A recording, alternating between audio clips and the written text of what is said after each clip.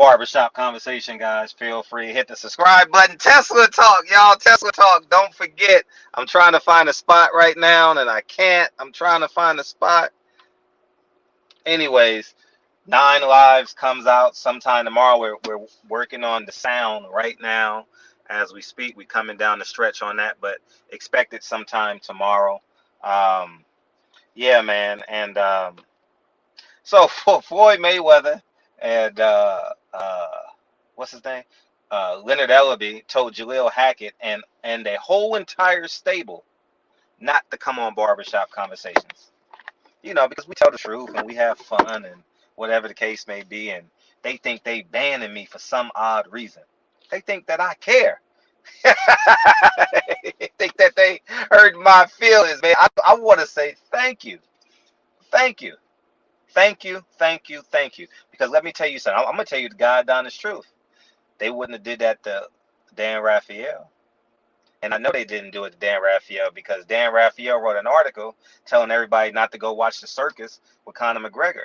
And then a year and a half later, Leonard Ellerbe begged him and asked him, why aren't you at the Tank Davis fight? You flew all the way to Texas to cover that fight, but you're not covering the fight in your hometown. You see the difference? You see how black people treat black people when they disagree? You see that?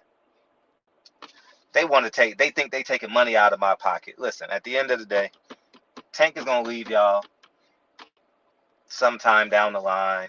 You know, I think Mayweather Promotions is running a cult. I'm gonna tell you how they're running a cult.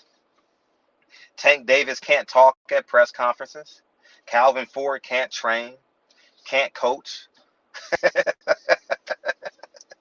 The fighters not getting fights. it's just it's just a tragedy, man. And I'm gonna stay on their neck because they doing black fighters wrong over there. Tank can't even talk about his career. And I'm gonna tell you, Tank, and listen to me. Listen to Uncle Fred. They love you because y'all making money together. I love you because you're a young, aspiring, potential Hall of Fame fighter, and I see your vulnerability. Take control of your career, one, and two, stay connected to the fan base. Don't go away. We haven't heard from you since your last fight. Don't go away and come back. You should be building your fan base. You should be doing interviews. You should be doing radio spots. You should be in Baltimore. You should be at the Baltimore Ravens practice facility. They're probably getting ready for the NFL season. You should be welcoming Spencer Dinwiddie, who parents are my neighbor, so I can hook you up with them. Uh, um, you should be welcoming him to the DC area. You should have texted him. You should have tweeted him by now. Stay active, man. Stay relevant. You know what I mean? Because Leonard Ellerbe don't love you, and you know he don't. You know he don't. And you know, and I'm just gonna extract myself out of that and talk about why we did this. Why I'm doing this video. I've come to the realization that everything is intentional, right? And what I mean by that, there's a reason why these fighters don't come on these YouTube platforms and do interviews. Like I said before, I'm an acquired taste, and I know that. I'm not for everybody. The barbershop ain't for everybody.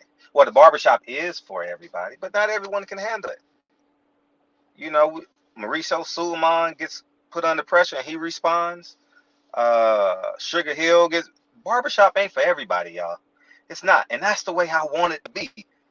I ain't dumbing it down for nobody. Nah, we gonna keep it us. All right. And but here's the catch. Why do IFL and the other young brother, what's it? I've never met him. Boxing Social.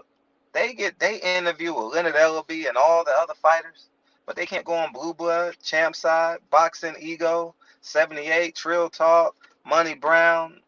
The list goes on and on. Why they don't do interviews with American black media outlets? Isn't that interesting? Everyone can get a hold of everybody now. You know what I mean? No one's like, there we go. Oh, everyone's accessible at this point. Everyone has each other's email, phone number, Instagram. so easy to get a hold of. I'm telling you guys, it's intentional. It is ultra intentional. And I might do a I might do an encyclopedia A through Z as it pertains to this, man, because it's fun. And I love going Rage Against the Machine. You know, Fred loved going against the machine. You know, by the way, Nine Wives dropping tomorrow, sometime tomorrow. We're working on the audio right now. And stay tuned, stay tuned, stay tuned. I'm excited for y'all to see it. We're just ironing out. You know, when you get to the release point, you just making sure everything is perfect. And we're doing a whole bunch of interviews and stuff like that. So it's it's exciting. So I'll say that. And what else? What else? What else? What else? What else? Yeah, man. And so it's intentional. They don't want us to succeed. None of them do. None of them do. If they can't control you, they don't want you to succeed. Why do you think LDBC members don't get media credentials? They know who y'all are.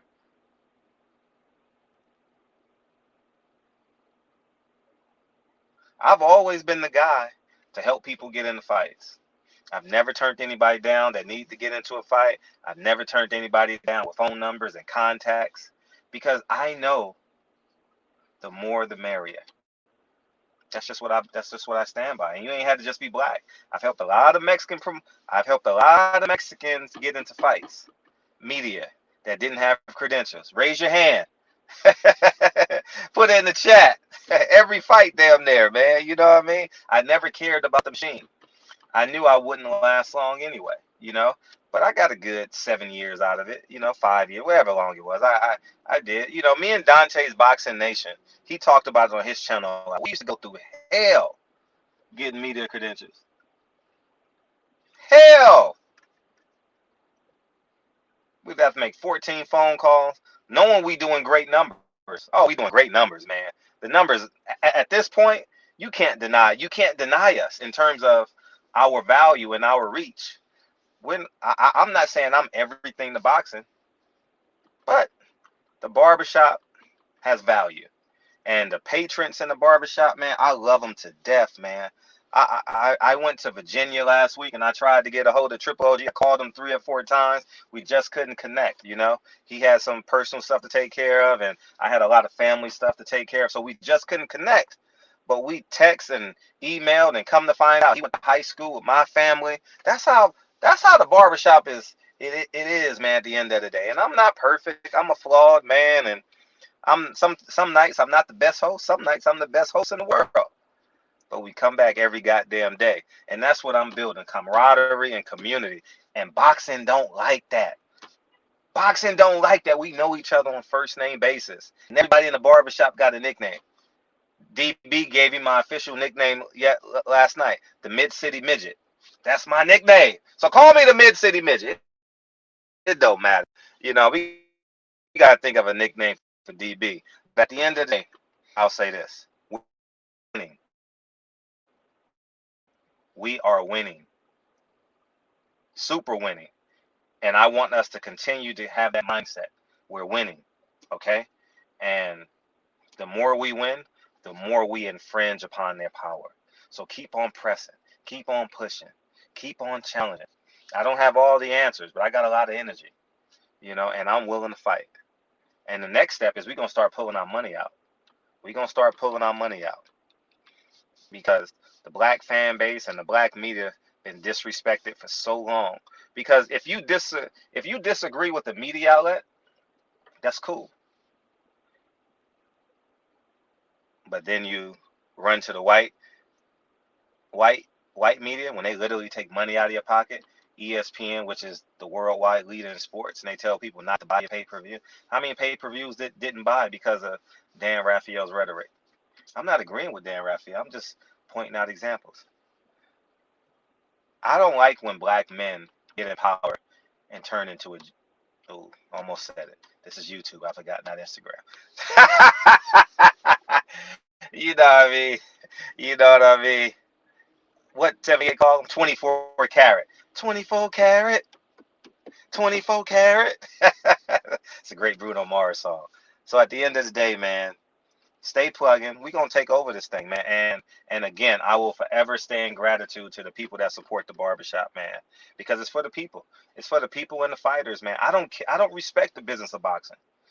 Frederick doesn't respect the business of boxing. I don't care if you black, white, Indian, Haitian, Jamaican, Puerto Rican, anybody can, I don't like.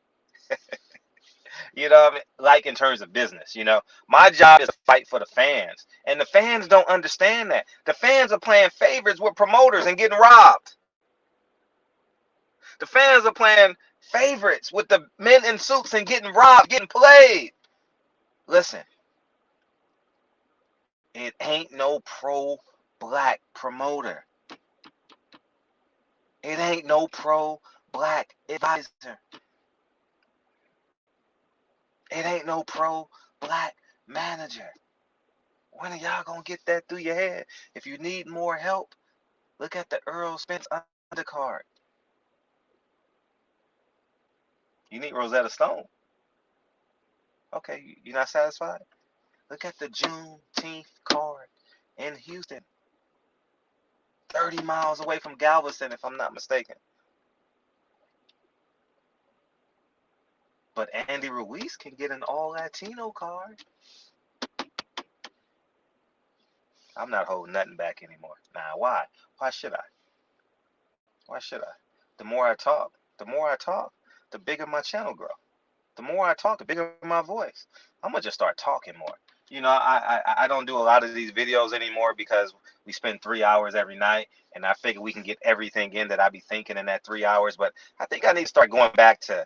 I think I need to start going back to Fred, man. Fred that started the channel, man. You know what I mean? I need to. Y'all gonna bring him out? Bring him out. It's hard to yell with a barrel in your mouth. We need to bring this Tesla talk back, man. Oh man. Anyways, man, barbershop conversations, man. Leonard Ellerbe, you banning black media. How about you start doing interviews of black media? How about you go out your way and do interviews of black media? Tank not fighting in October, y'all. He ain't fighting in October. Nah, impossible. You know why? Ain't no money there. And I'm gonna tell you another thing, Tank. They taking money off the top.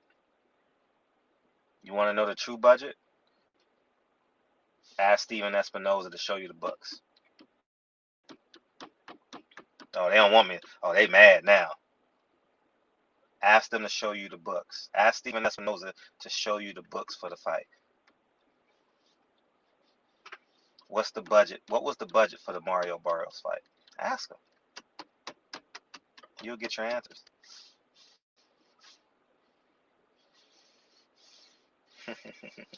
They can't change the books now, right?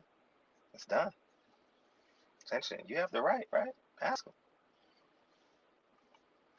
Yeah, we gonna disrupt business now. Yeah, we gonna have some fun. I'm giving y'all 1,000,000 clicks this month.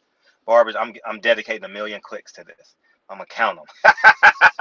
Barbershop conversations, man. Give the fighters fights, man. Latondria Jones, Andrew Tabiti, Memphis Miller. That is his name, Darius Miller. Who else? Uh, uh, Lionel Thompson. Dylan Price left.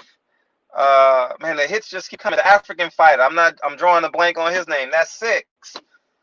Damn. And if Adrian Broner had his ducks in a row, you wouldn't have had Tank Davis. Barbershop we're gonna have some fun with this, man. Barbershop conversations, man. The clip is unloaded. There we go. See, now we're in business, but the video's over. So don't forget, 9 Wives comes out tomorrow. Click the link in the description box below. I appreciate you guys. We're gonna have some fun in the shop tonight. Barbershop conversations. Peace, guys.